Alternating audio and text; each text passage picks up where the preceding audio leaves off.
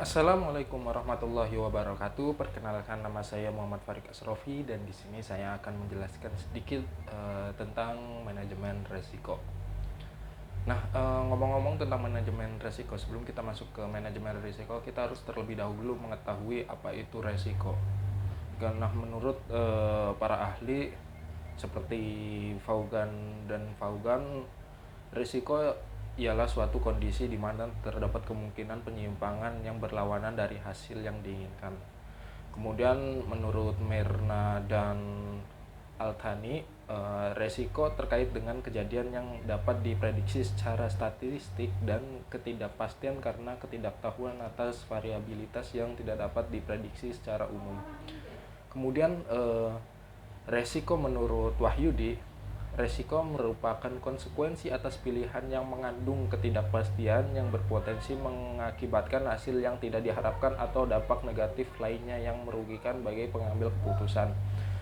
Nah, jadi itu pengertian dari resiko. Maksud dari resiko yaitu suatu ketidakpastian yang berkaitan dengan terjadinya kerugian.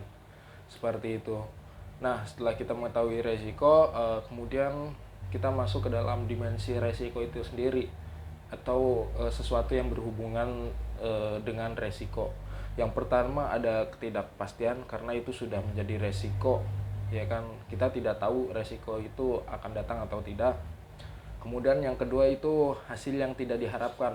Nah, ini setelah kita tidak tahu apa aja resiko yang akan terjadi dan resiko itu hasilnya yang tidak kita harapkan gitu loh, seperti bencana, itu termasuk resiko, ya kan? Nah, kemudian dimensi dari resiko ini juga berpotensi kerugian, setelah itu biaya peluang, ya kan? Nah, kemudian Reja, Vaughan, dan Vaughan itu mengklasifikasikan jenis resiko. Yang pertama ada resiko murni atau spekulatif. Yang kedua ada resiko fundamental dan khusus. Kemudian ada resiko perusahaan. Jadi mereka mengklasifikasikan menjadi 3 bagian.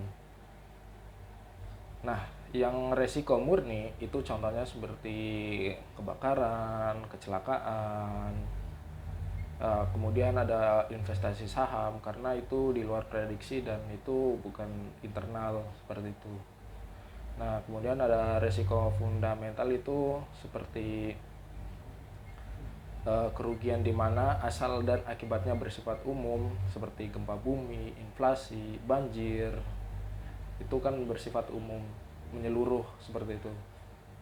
Kemudian ada resiko perusahaan, yaitu pure risk, speculative risk, operational risk, strategic risk, dan financial risk. Jadi itu. Nah, setelah kita mengetahui resiko, kemudian kita masuk ke dalam manajemen resiko. Apa sih manajemen resiko? Balik lagi, menurut Vaughan dan Vaughan, manajemen resiko merupakan pendekatan ilmiah terhadap problem risiko yang bertujuan untuk mengurangi dan menghilangkan risiko yang dihadapi oleh bisnis atau perusahaan.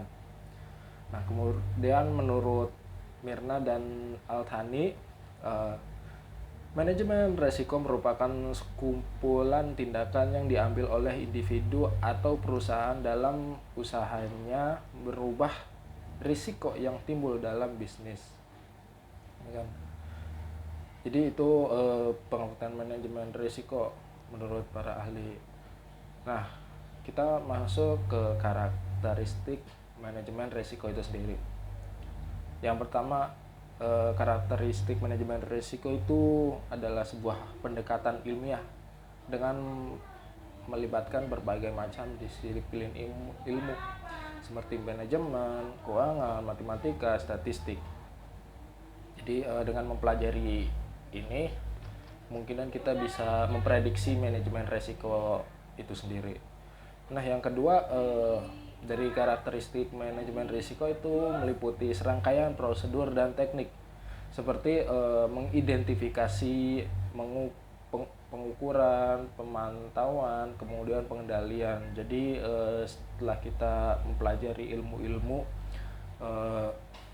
untuk mengetahui apa saja apa saja resiko yang akan terjadi, setelah itu kita melakukan identifikasi, pengukuran, terus pemantauan, pengendalian gitu, agar manajemen resiko itu bisa dihindari atau diminimalisir. Nah, yang ketiga, dari karakteristik manajemen risiko itu bertujuan menghilangkan atau mengurangi dampak resiko. Nah, seperti itu. Seperti yang saya katakan tadi, tujuan dari manajemen risiko itu sendiri yaitu menghilangkan atau setidaknya mengurangi lah dampak dari resiko. Seperti itu. Nah, setelah kita mengetahui apa yang menjadi karakteristik manajemen resiko, kita masuk ke dalam pendekatan atau teknik dari manajemen resiko. Yang pertama itu ada pengendalian risiko atau risk control. Itu tindakan atau pendekatan untuk menekan resiko atau kerugian yang dihadapi perusahaan. Nah, caranya dengan melakukan penghindaran atau pengurangan apa saja resiko yang akan terjadi. Kemudian teknik yang kedua yaitu pembiayaan resiko atau risk finansial. Nah, jadi untuk mengurangi atau menghindari resiko, kita juga harus merencanakan atau menyediakan dana sebagai antisipasi risiko yang tetap terjadi setelah dilakukan pengendalian resiko. Jadi setelah kita mengendalikan resiko itu sendiri, kita juga harus menyiapkan